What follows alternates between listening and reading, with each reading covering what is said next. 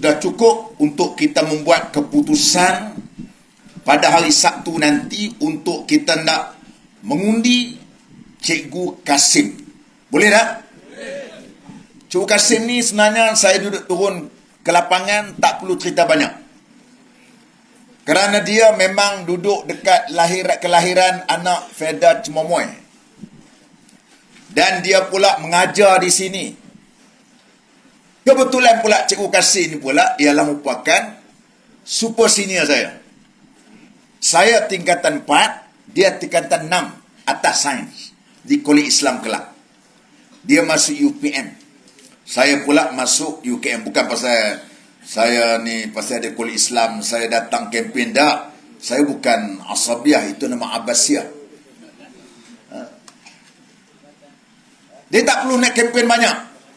Tak perlu kita nak terangkan siapa Cikgu Kasim. Tuan-tuan lebih kenal dia. Cuma walaupun ini pilihan raya kecil, tetapi ia mempunyai makna yang besar kepada percaturan politik di dalam negara kita. Khususnya ialah untuk kerajaan di negeri Pahang dan juga di kerajaan pusat. Sekurang-kurang tuan-tuan yang menjadi pengundi di Pelangai kena ajar pemimpin-pemimpin UMNO Pahang yang telah tipu tuan-tuan. Bagaimana mereka bersekongkol dengan DAP. Tuan-tuan bayangkan, Perikatan Nasional ada 17 kursi yang terdiri daripada PAS dan juga Bersatu. Sedangkan Barisan Nasional UMNO ada 17 kursi. Tiba-tiba dia boleh tinggal PAS. Sebaliknya dia boleh berkawan dengan DAP yang ada 8 kursi. Yang DAP pula dia tipu pengundi Cina. Dulu dia kata mereka lah yang nak kempen. Jangan undi Perikatan Nasional, nanti dapat Zahid.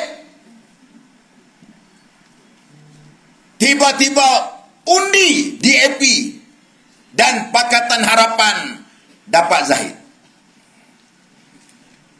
Mereka kempen juga sampai UMNO terterak. Kita tengok. Sebab apa? Jangan undi Barisan Nasional, nanti dapat Zahid. Mana dia integriti dia? Sebagai seorang pemimpin duk cakap soal integriti memimpin DAP. Yang kononnya bercakap soal rasuah, integriti, soal berkenaan dengan capability, kemampuan untuk mentadbir. Tetapi apabila mereka lapar kepada kuasa, mereka tinggalkan prinsip yang kononnya mereka selama ini, integriti, rasuah sebagainya.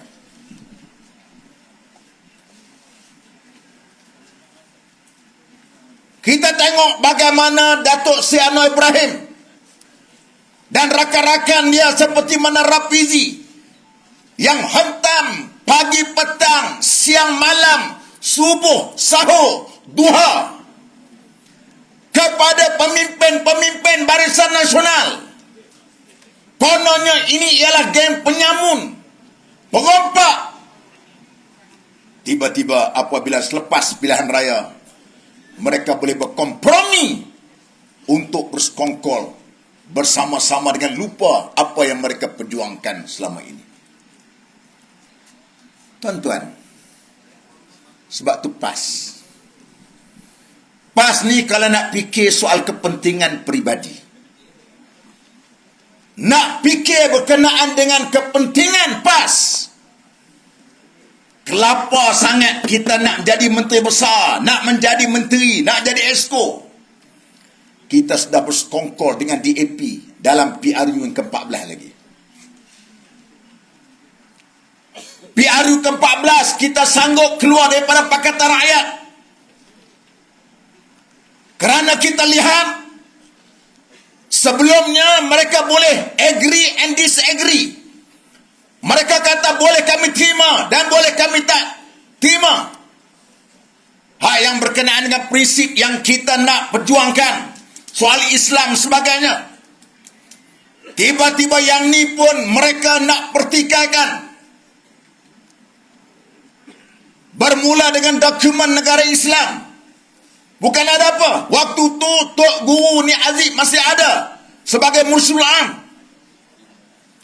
Waktu itu almarhum Ustaz Padin Nur sebagai Presiden PAS. Mereka kata kalau PAS tak tarik balik, DAP akan keluar daripada barisan alternatif. Tok Guru Ni Aziz kata lahmu lah. Ustaz Padin Nur kata hang keluar ambil lah. Ini pun jangan puak-puak PAN kata apa, kalau ada Tok Guru Ni Aziz, ada Ustaz Padin Nur, DAP tak keluar. Jangan buta sejarah lah, Bib.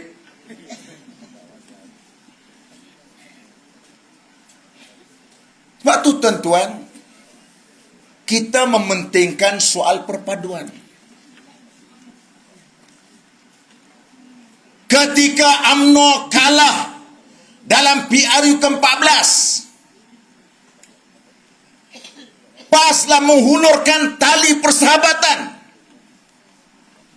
Kerana kita nak memikirkan soal berkenaan dengan masa depan Melayu, masa depan negara, masa depan bangsa di negara kita.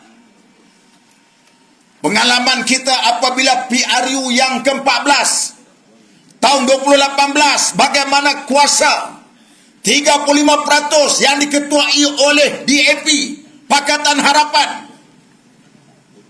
Mereka telah berjaya membentuk kerajaan apabila kita berpecah. Sedangkan orang Islam bilangannya, orang Bumi Putera Melayu seramai 65% berpecah. Perpecahan kita menguntungkan kepada mereka. Sedangkan Allah Ta'ala beritahu lama dalam Quran. Allah Ta'ala peringatkan, wala tanaza'u fatafshalu wa tazhaba rihukum. Jangan kamu bertelagah, jangan kamu bergaduh. Nanti kamu akan hilang kehebatan kamu. 1400 tahun yang lalu Allah Ta'ala memberi amaran Al-Quran menjadi kenyataan di dalam negara kita. Maka pimpinan PAS besar hati menyambut tali perpaduan. Walaupun kita sedar, sehinggakan kita sanggup hilang kawan-kawan kita yang duduk di dalam PAN hari ini adalah orang yang menentang apabila PAS nak berbaik dengan UMNO. Tuan-tuan kena ingat, ada yang mengatakan kami keluar daripada PAS pasal kami ini seolah-olah bapa PAS ni nak melacurkan mereka. Dianggap UMNO tu bapa ayam. Sampai pinggir gitu. Sampai menyebut kalau ada dari kalangan pimpinan PAS yang cuba nak hulurkan tangan, saya akan pukul tangan. Marahnya. Sekarang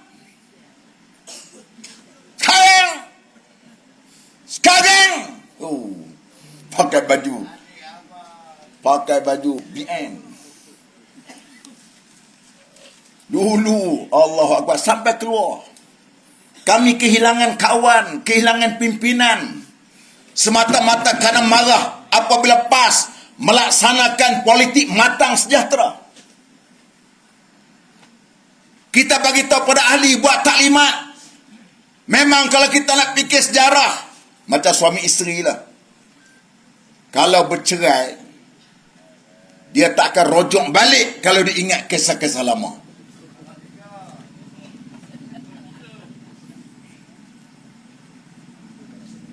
Kalau dia ingat kisah-kisah lama, memang tak akan berlaku rojok. Sebaliknya kita kata kita buka buku baru, bawa buku baru. Akhirnya kita tengok, saya di antara orang yang terlibat dalam jawatan kuasa muafakat nasional. Boleh kata mesyuarat tiap-tiap minggu di bangunan PWTC. PWTC itu saya tak pernah naik.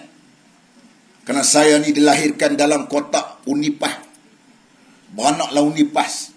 Lantung Unipah. Keturunan kita keturunan PAS. Tapi demi perpaduan kita fikir waktu tu kita sanggup. Mimpin-mimpin UMNO kita ajar ceramah atas lori. Mereka baru nak belajar ceramah atas lori. Orang PAS lama dah.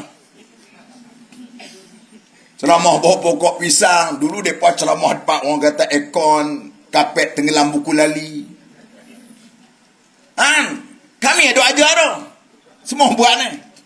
Mak Maslan semua di antara yang menjadi saya punya partner lah ceramah dulu. Rata teruk suruh Malaysia kita ceramah. Demi perpaduan sebagainya. Kita nak kepada perpaduan. Kerana kita bagi tahu orang Melayu kita ni mesti kuat. Macam Cikgu Bat sebut tadi. Apabila Melayu kuat, orang lain semua boleh bernaung. Kerana tuan-tuan pasal apa? Sejarah membuktikan orang Melayu yang kuat berpegang dengan Islam, dia tidak akan zalim orang bukan Islam. Itu sejarah. Sebab tu tuan-tuan tengok orang Cina boleh meniaga, buka kedai runcit di kampung Melayu. Walaupun dia seorang saja. Daripada 1 pintu kepada 3 pintu. Hak orang Melayu pula meniaga daripada 3 pintu hingga tak ada pintu.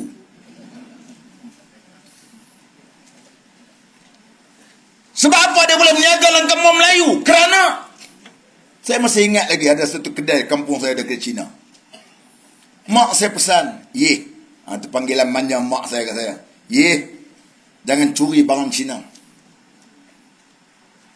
Berdosa walaupun dia Cina. Dididik daripada kecil. Kita tak curi barang orang. Makanya tengoklah sejarah daripada Nabi SAW sampailah kepada hari ini kita lihat apabila yang memerintah itu majoriti orang Islam, tidak akan berlakunya zalim kepada orang bukan Islam. Sebab tu tuan-tuan, apabila kita kuat, orang hormat kita. Dalam sejarah membuktikan juga bagaimana waktu Nabi SAW wafat. Waktu itu dari kalangan orang Ansar mencadangkan Sa'ad bin Ubadah menjadi khalifah mengganti Nabi. Tetapi ianya di kalangan orang Muhajirin mencadangkan Abu Bakar As-Siddiq menjadi khalifah. Sebab apa Abu Bakar menjadi khalifah? Kerana Nabi SAW disebut Al-A'immatu min Quraisy. Syarat nak menjadi pemimpin ini mesti dari kalangan orang Quraisy, bangsa Quraisy. Sebab apa bangsa Quraisy? Bangsa yang berpengaruh pada waktu itu. Ini bukan asabiah. Asabiah yang dilarang. Sebagai Nabi sebut, man da'a ila asabiah falaysa minni. Siapa yang menyeru kepada asabiah bukan dari kalangan aku. Ini asabiah yang dilarang. Macam mana dilarang? Cina bergaduh dengan Melayu. Yang jahatnya Melayu, kaca amuai Cina. Kita pula orang laporkan Cina pukul budak Melayu. Yang jahatnya budak Melayu, kita pergi pukul Cina. Itu salah. Kalau ada kedai Melayu, ada kedai Cina, kita beli kedai Melayu, tak salah. Yang salah, kita beli kedai Melayu, kita bakar kedai Cina. Ini sejarah membuktikan. Macam kita sebut di Kelantan, Terengganu, yang minoriti dari kalangan orang bukan Islam, selamat hidup. Sebab itu, tuan-tuan yang saya hormati sekalian, ini yang kita nak, perpaduan kita. Bukannya kita telah memberikan tempat macam mana UMNO boleh terima DAP. Jelas baru ni kita tengok selama ni bersilong-silong sikit. Tak berani menjawab. Apabila Setiausaha Agung dia mengatakan bahawasanya DAP tidak akan menggugurkan Malaysia. Apa maksud konsep Malaysia? Konsep ini ialah konsep seperti mana Deklarasi Setapak 1967. Dan itulah juga yang menjadi bahan kempen ketika PRU yang ketiga 1969. Iaitu mewujudkan masyarakat tanpa kelas. Ada Bumiputera dan ada bukan Bumiputera. Ini sudah bertentangan dengan perlembagaan. Dalam perlembagaan jelas sebut kita ada hak Islam Melayu. Sebab itu kita tengok ramai dari kalangan kekitangan kerajaan, orang-orang Melayu Bumiputera. Itu perlembagaan. Sebab itu kita tengok dalam pembangunan Islam, boleh gunakan wang daripada kerajaan, itulah perlembagaan.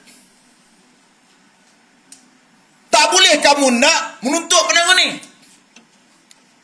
Tapi mereka dengan tak berselindung menyatakan inilah perjuangan kami tak akan gugurkan. Tiba-tiba tuan-tuan kita tengok Presiden UMNO pula pertahan pula. Jadi sebab itu tuan-tuan yang saya hormati sekalian, dalam hal seperti beginilah kita nak supaya orang-orang Melayu Islam kita mesti bersatu di bawah Perikatan Nasional. Tuan-tuan, anak-anak muda sudah tolak UMNO Barisan Nasional. Mereka tolak tu ketika UMNO masih sebut no DAP, no UMNO. Itu di dalam pilihan raya umum yang lalu. Sekarang anak-anak muda tahu.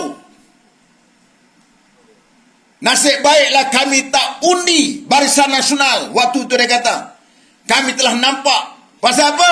Tak bercakap pun nampak bohong dah.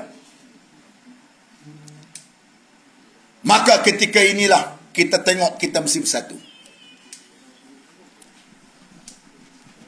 Tak ada. Beras tak pernah berlaku krisis macam ni. Saya tak kisah sangat kalau beras di Pelangai tak ada. Pasal Pelangai tak ada benang. Tempat saya Bagan Serai. Bagan Sarai kata orang Banjar. Bersurah Banjar ni. Bagan Serai tu parit bunta yang disebut sebagai jelapang padi negara. Sehingga kan kita buat peraturan benang-benang di sana tak boleh untuk ditukarkan tanam sawit ke nak buat rumah tak boleh. Tiba-tiba tuan-tuan bayangkan Bagan Serai tak ada beras. Pelik tak pelik? Pelik tak pelik? Inilah dia Madani.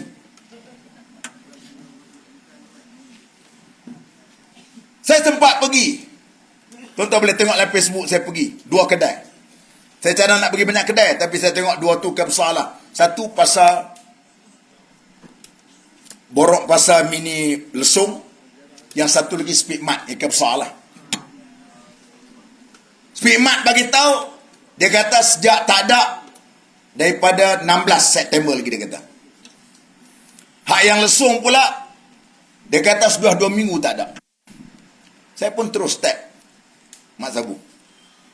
Kata, Mak, saya bagi location. Pasal dia habak dia kata, kau tak nak beras bagi tahu. Saya tak. Okey, dia kata sejam lagi saya lah flight. Tak apa. Setakat hari ni tak ada beras lagi tu.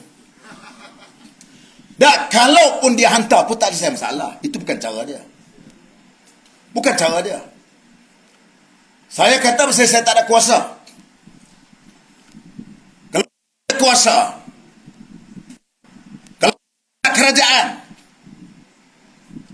saya pergi buat serbuan di kilang-kilang padi yang ada di sekitar Bagan Serai. Saya nak tahu, ni padi yang awak beli daripada orang kampung ni dekat mana? Datuk-datuk. Tak, padi ni mesti kita tahu tuan dia. Pasal tuan-tuan, negara kita ni keluar padi 65% tempatan. Import 35%-nya. Tiba-tiba hak 35% ada, hak yang 65% tak ada. Pelik tak tuan-tuan? Pelik tak tuan-tuan? Inilah Madani.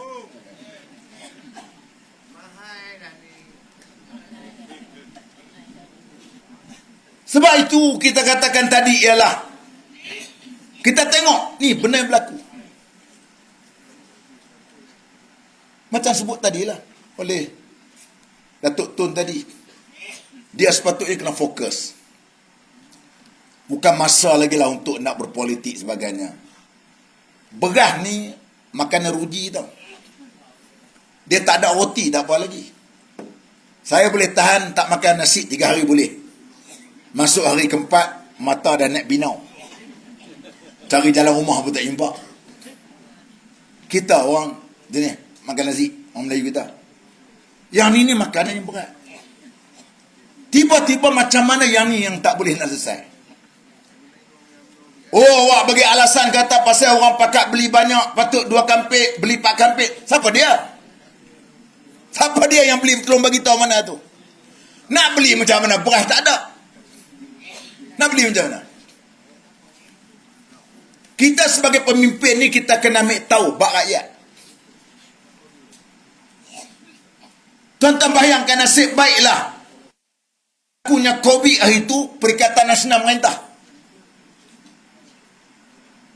Tak pernah berlaku sejarah krisis tau. Selalu krisis politik ni biasa.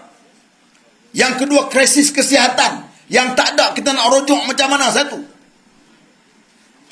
Tapi waktu itu tuan-tuan rasa susah tak? Susah tak? Tak susah macam ni. Beras pun kita tak rebut. Tuan-tuan tengok berebut beras hari ni. Kita tengok Allah Akbar, kesian. Kan? Ya heran pula dekat Pelangai ada.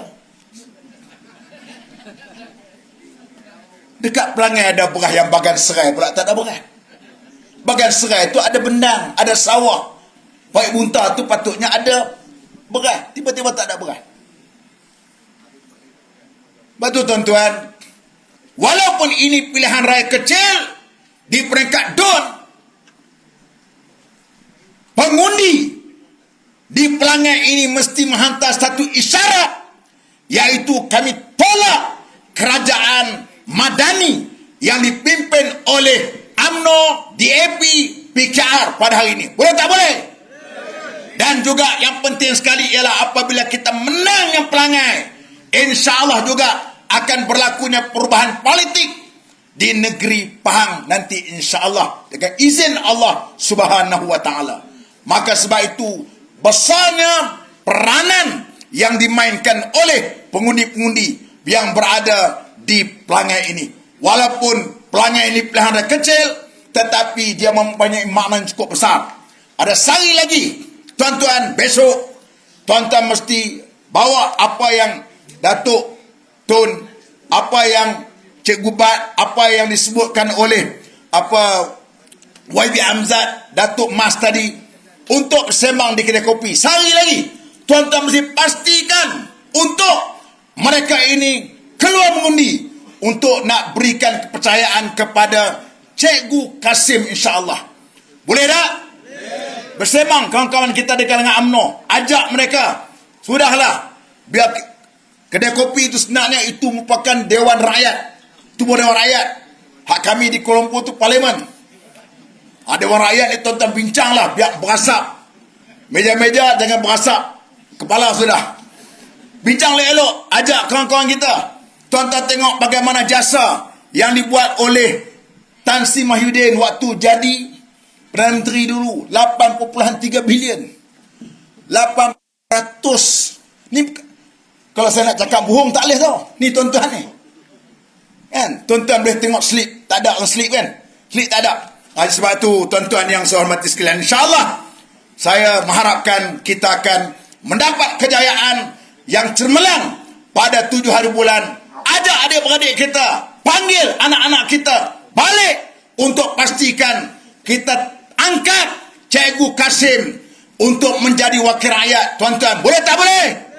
Boleh tak boleh? Boleh tak boleh? Takbir! Takbir!